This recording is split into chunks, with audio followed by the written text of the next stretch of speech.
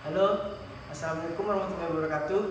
Bertemu lagi dengan saya Jenny Retno Adi, BP 18105428, mahasiswa kampus 2 Universitas Andalas, jurusan Ilmu Ekonomi. Pada video sebelumnya saya telah membahas tentang statistik multivariat, dan sekarang saya juga akan membahas tentang statistik multivariat. Di sini tema kita adalah tentang logistik berganda atau regresi logistik berganda. Sebelumnya, untuk kita lanjut kepada pembahasan tentang regresi logistik berganda, saya mohon kepada teman-teman jangan lupa subscribe and like and view video dari saya. Kemudian apabila ada kesalahan dari materi yang saya buat atau yang saya terangkan kepada teman-teman semua, kepada viewer saya mohon tolong disuruh ke bawah dan buat di kolom komentar. Baik, langsung saja kita kepada logistik berganda. Mungkin teman-teman semua sudah tahu, atau sebagian dari teman-teman sudah tahu apa itu logistik berganda. Namun sekarang saya akan menjelaskan lagi apa itu logistik atau pengertian dari logistik berganda versi saya atau yang telah saya baca. Pengertian dari logistik berganda itu sendiri adalah jenis regresi yang menghubungkan antara satu variabel independen dengan variabel independen yang berupa kategori. Kemudian, apa contohnya variabel independen tersebut? Contoh dari variabel independen itu adalah contohnya pengaruh atau mahasiswa yang tidak memakai laptop dalam melakukan pelajaran di dalam kelas itu menggunakan simbolnya 0. Kemudian mahasiswa yang melakukan atau yang memakai laptop dalam pembelajaran di kelas itu simbolnya adalah 1. Itu adalah contoh dari variabel independen. Kemudian mungkin teman-teman bertanya, apa tujuan dari regresi logistik berganda itu sendiri? Di dalam tujuannya, regresi logistik berganda ini adalah untuk menghitung peluang.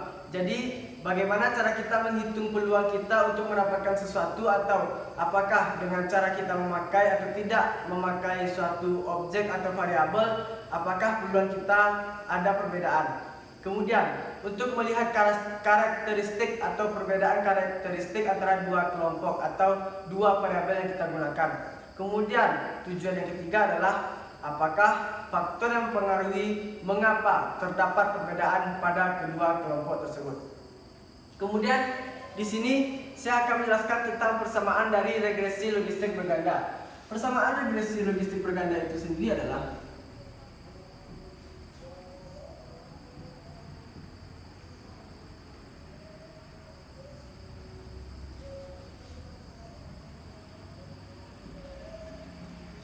baik, persamaan regresi logistik berganda. Non dalam kurung P per 1 kurang P tutup kurung, kemudian sama dengan B0 ditambah B1X1 ditambah titik-titik atau seterusnya ditambah BN XN. Ini adalah persamaan dari regresi logistik berganda. Baik, di sini terdapat B0 dan B1.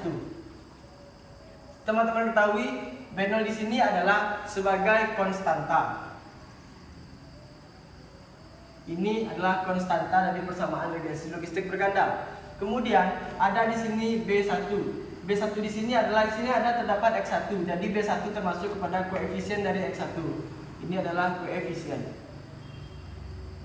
Apabila terdapat B2, B3 atau seterusnya, ini adalah koefisien dari X1, X2. Ini adalah koefisien. B2 adalah koefisien X2, B3 adalah koefisien dari X3. Kemudian di sini terdapat P. P di sini kita dapat mencari P di sini dengan cara P sama dengan E pangkat B0 ditambah B1 X per per 1 ditambah pangkat B0 ditambah B1 X.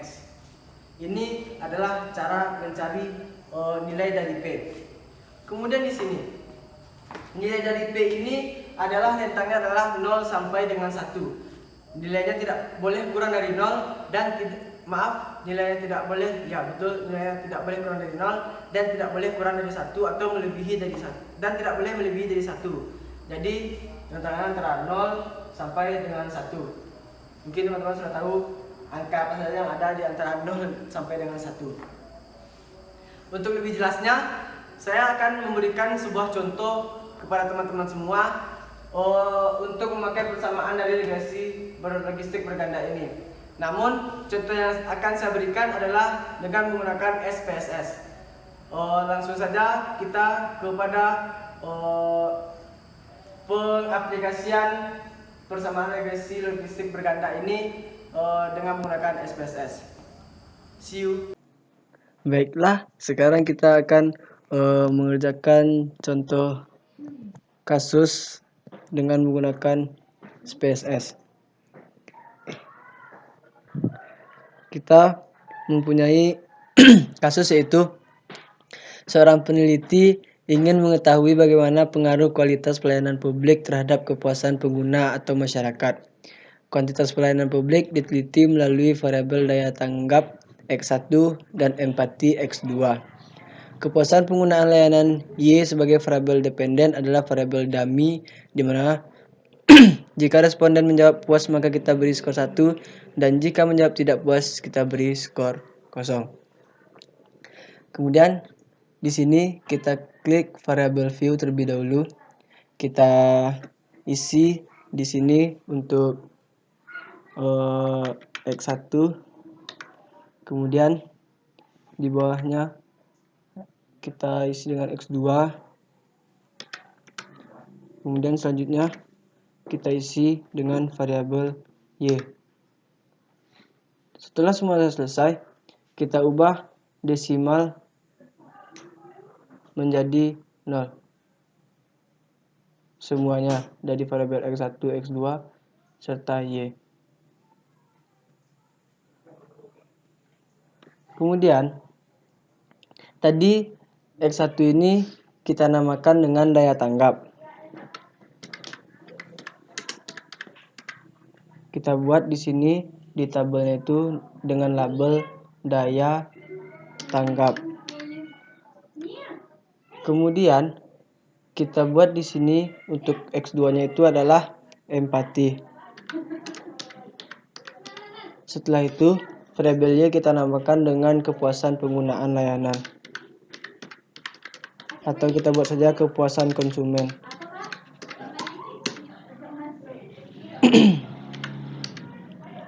Setelah kita klik kita buat label dari masing-masing variabel X1, X2 serta Y, kita pindah ke data view. Di sini kita sudah mempunyai data. Datanya itu kita copy dulu di SPSS-nya. Nah, setelah kita menemukan data, kemudian semua data kita ada 50. Di sini terlihat ada 50 data. Kemudian di dalam 50 data ini kita klik analyze. Setelah klik analyze, klik regression. Kemudian klik binary logistik. Setelah itu, pindahkan variabel Y atau kepuasan konsumen ini kepada dependen. Kemudian daya tanggap X1 kita pindahkan ke sini dan X2-nya kita pindahkan ke sini. Kemudian klik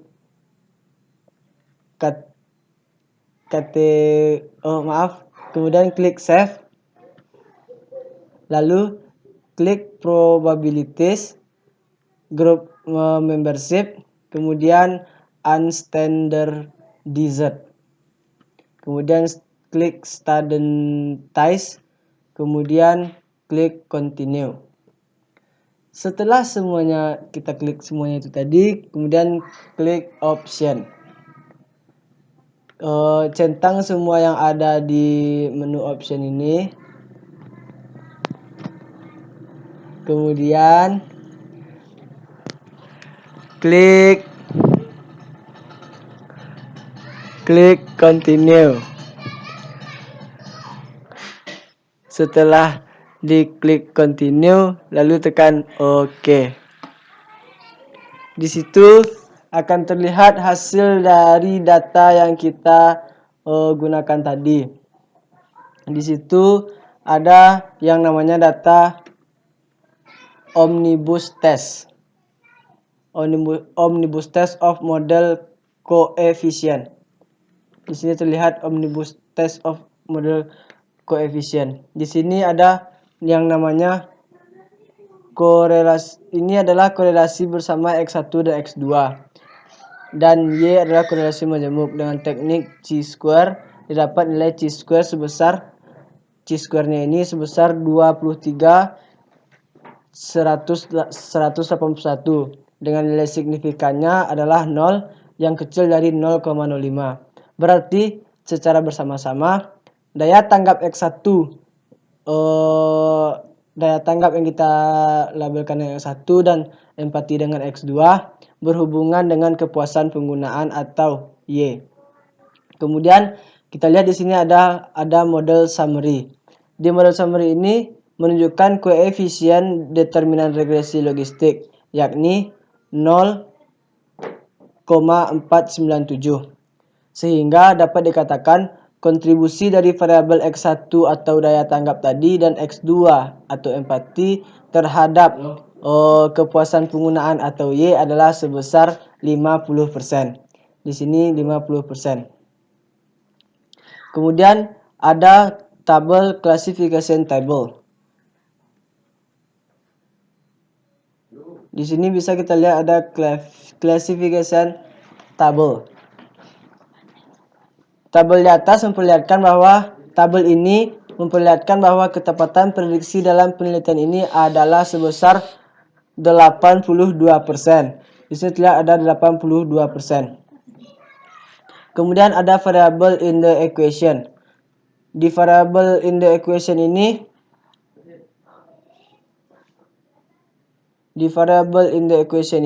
pengujian secara sendiri-sendiri ternyata hanya X2 yang signifikan. Di sini terlihat hanya X2 yang signifikan. Karena nilai signifikan 0,018 kecil dari di sini ada 0,018 kecil dari 0,05, sedangkan X2 signifikan 0,543. Besar dari 0,05, artinya secara sendirian X1 tidak punya pengaruh yang signifikan terhadap Y. Baiklah, sekian penyelesaian masalah atau kasus yang dapat saya terangkan kepada teman-teman semua. Terima kasih. Baik, terima kasih kepada teman-teman semua yang telah menonton dan like video saya dan subscribe akun YouTube saya. Kemudian saya mohon maaf apabila ada kesalahan atau ada kekeliruan kepada contoh dan pemberian materi-materi tentang logistik berganda ini. Saya mohon maaf kepada teman-teman semua. Baik, jangan lupa subscribe sekali lagi video dari saya dan tonton video saya ini. See you. Assalamualaikum warahmatullahi wabarakatuh.